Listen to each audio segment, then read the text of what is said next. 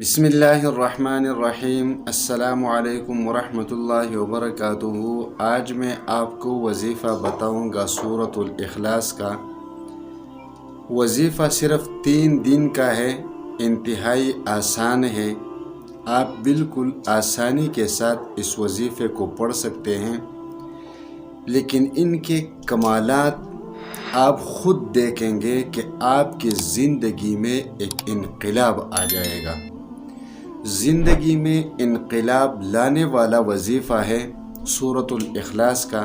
اگر آپ سورۃ الاخلاص کے مفہوم پر غور کریں گے تو مفہوم کے اعتبار سے بہت بڑی سورت ہے۔ اس میں اللہ تبارک و تعالیٰ کی توحید کے بارے میں بتایا گیا ہے۔ یعنی کفار نے پوچھا ہمارا نام و نسب موجود ہے، اللہ تبارک و تعالیٰ کا نام و نسب کیا ہے؟ تو اللہ تبارک و تعالیٰ نے ان کے جواب میں یہ صورت اتار کر ان کو بتایا کہ قل هو اللہ احد اللہ الصمد لم یلد ولم یولد ولم یکن له کفوا احد۔ اللہ تبارک و تعالیٰ ایک ہے، اللہ تبارک و تعالیٰ بے نیاز ہے، نہ کسی سے جنا ہے نہ کسی کو جنا ہے۔ اللہ تبارک و تعالیٰ کے برابر کوئی نہیں، اللہ تبارک و تعالیٰ کے ساتھ شریک کوئی نہیں۔ یہ تو اس کا مفہوم ہوا۔ اب اس کے فضائل بھی بہت ہی زیادہ ہیں۔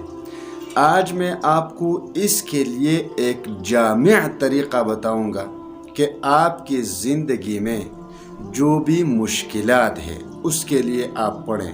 آپ کے جتنے بھی حاجات، ایسے حاجات جو پورے ہونے کا نام ہی نہیں لے رہے ہیں، آپ 3 دن یہ وظیفہ میرے بتائے ہوئے طریقے پر پڑھ لیجئے۔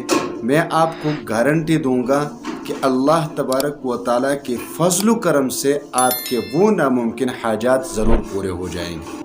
اگر آپ کی زندگی میں کوئی ایسا مسئلہ ہے کہ آپ کا کاروبار ہے لیکن وہ کاروبار چل نہیں رہا، آپ نوکری کی تلاش میں ہیں لیکن نوکری مل نہیں رہی، آپ گاڑی کی تلاش میں ہیں لیکن آپ کو مل نہیں رہا، اگر آپ ویزے کی تلاش میں ہیں آپ اس کو حاصل نہیں کر سکتے، آپ رشتے کے لیے کوشش کر رہے ہیں لیکن آپ کو رشتہ نہیں مل رہا، اگر آپ کے درمیان محبت نہیں ہے، کسی سے آپ محبت کرتے ہیں، شوہر ہے بیوی محبت نہیں کرتی، بیوی ہے شوہر محبت نہیں کرتا، یہ آپ کسی سے محبت کرنا چاہتے ہیں لیکن آپ کے ساتھ وہ محبت نہیں کرتا، آپ 3 دن یہ وظیفہ پڑھ لیجئے۔ آپ جس کی محبت کے لیے یہ وظیفہ پڑھیں گے تو وہ آپ پر مر مٹنے کے لیے تیار ہو جائے گا، یہ یقینی بات ہے۔ لہٰذا آپ کسی بھی مشکل کے لیے پڑھیں، کسی بھی حاجت کے لیے پڑھیں، لیکن 3 دن پڑھیں، اس طریقے پر پڑھ لیجئے۔ آپ شروع کریں گے یہ وظیفہ فجر کی نماز کے بعد۔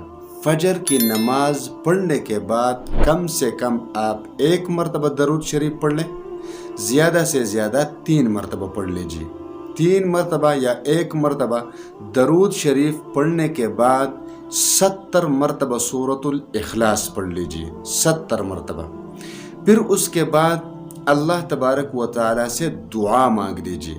دعا مانگنے کے بعد ظہر کی نماز کے بعد 1 مرتبہ درود شریف پڑھ لیجئے اور پھر 60 مرتبہ سورۃ الاخلاص پڑھ لیجئے، پھر اللہ سے دعا مانگیں۔